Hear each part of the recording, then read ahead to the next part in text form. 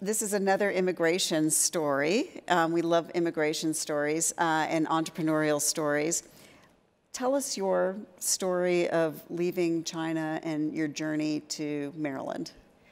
It's where I live, by the way. And we're neighbors. We're neighbors. So we did talk a little bit about how my journey started back in Hangzhou. My sister today was actually here joining me, and one of my best friends growing up, Jennifer. So I grew up in when China just started to open, and realized that quickly that it has been closed for almost 3 decades, and it needed really good diplomat. And because of that, in 1979, I was enrolled in a school for foreign language training in order to become a career diplomat. So that was the way that I grew up. It's very surprising that in 1979, China already had a vision that in order to catch up, they need to teach English in an immersion manner. So I look back and I think about the things that happened in my life. I would say this training probably prepared me for what I continually do in my life. Fast forward, in 1985, I went to Beijing Foreign Studies University, again, to continue my diplomatic training, only so that I was caught up in a very strong project by the World Bank. Many of you may realize that in the 1980s, the World Bank started to invest very heavily in China. What they didn't realize is that they lack good translators for the different engineers and consultants that came from all over the world. So I was helping with some of their translation, and it quickly exposed me to a world where it's truly a very international workforce. And I love the fact that people come from Denmark, people coming from Israel was giving their expertise about irrigation, about building a latrine, all kinds of infrastructures that helped lifting the standard of China. But I also found that there is a big gap between the receiving communities and the World Bank, in the sense that it may not always be what they're looking for. I remember in Xinjiang, which is a very far away minority area close to Afghanistan, we were insisting on building water pumps. No, we were insisting on building latrines, which is toilets. And it's in a desert area. And people say, why do you make us latrines? We want water pumps. So these are the kind of things that helped me to understand that. So flash forward then, you left China because you were on this diplomatic path, and because of government policy, you ended up being put on a different path. So you left and came to Maryland to study under a World Bank scholarship? Right, so I started to study communication, mass communication in the journalism school of Maryland. And I was going to graduate and work for the bank, but it was the first Gulf War. And the bank was not really hiring anyone outside of economic or finance background. So I said, well, what am I going to do? They say, go look for something. And I did. I went to New York. And the good thing is that I had a lot of time.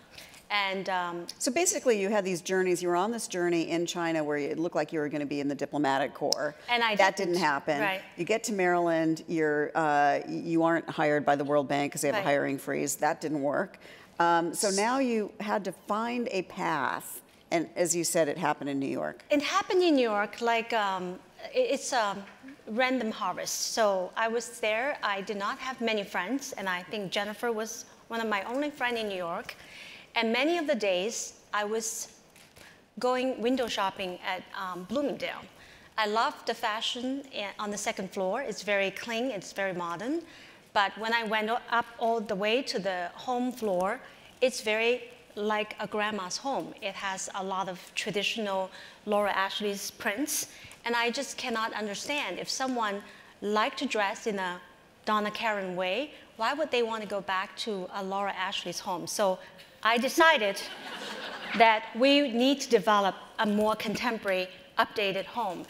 And I found a lot of ideas from my friends that didn't end up in foreign trade, but in foreign, it didn't end up in diplomacy, but in foreign trade. And one of the small products that caught eyes was candles. So today, I still encourage people who are still thinking about entrepreneurship to stop asking a lot of questions to your friends.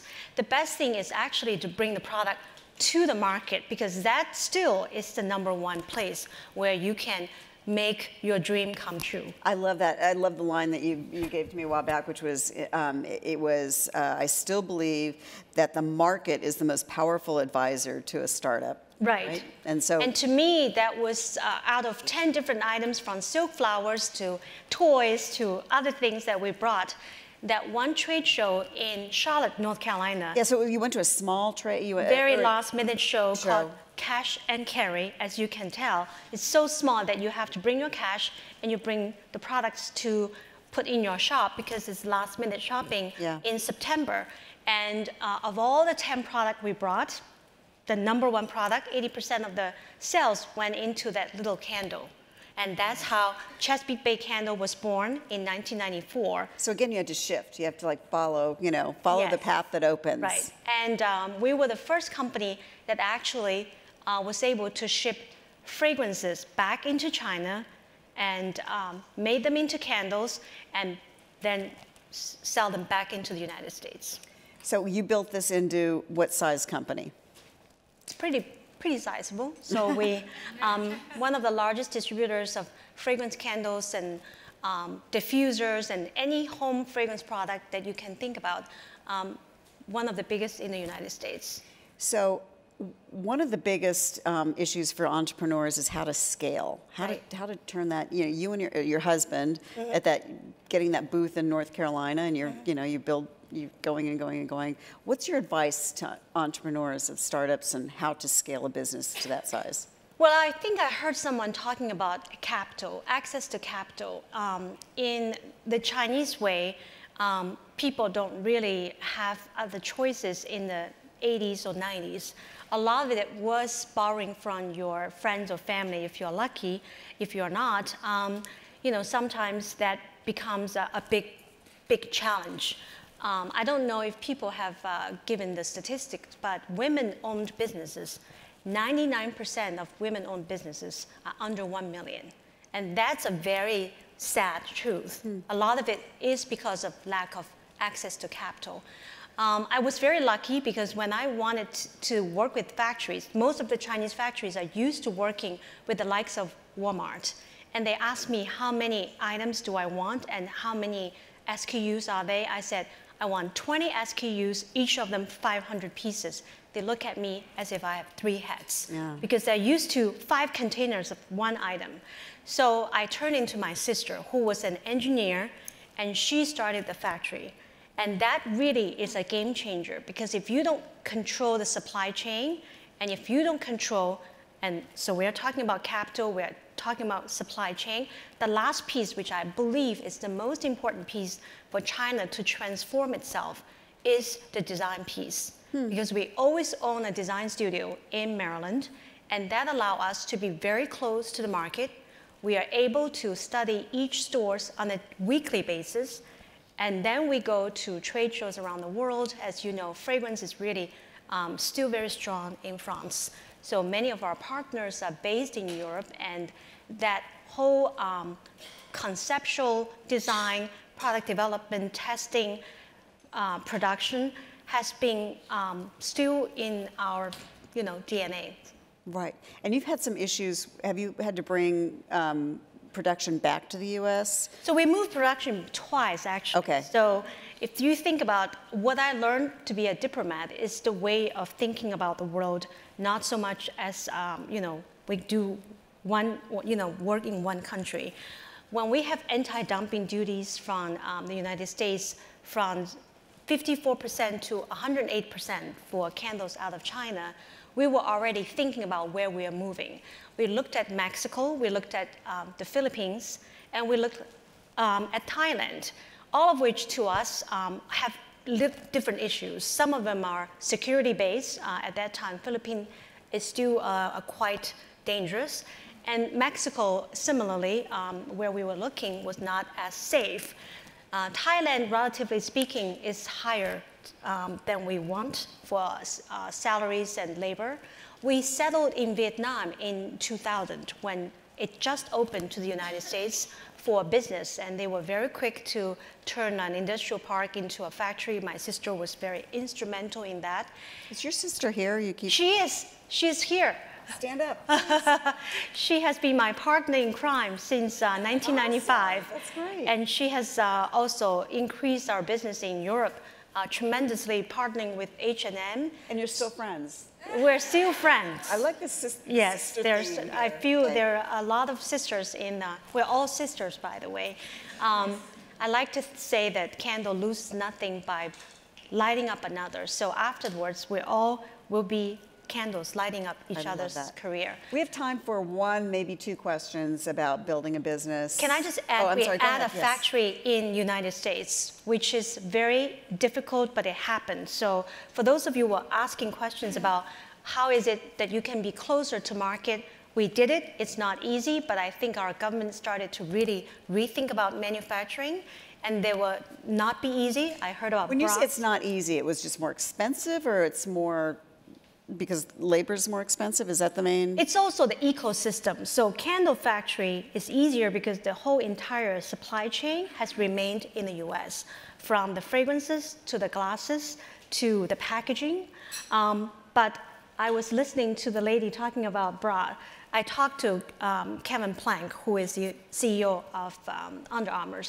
He told me for sneakers, it actually has to touch 250 hands, which means for sneaker manufacturer, they are thinking about ways to really revolutionize manufacturing. They have now a very big think tank in Baltimore thinking about how to really rethink about manufacturing so they can go back to the market, not just to the United States, but to the market where it's quicker to change the design and the style. Questions? Anybody?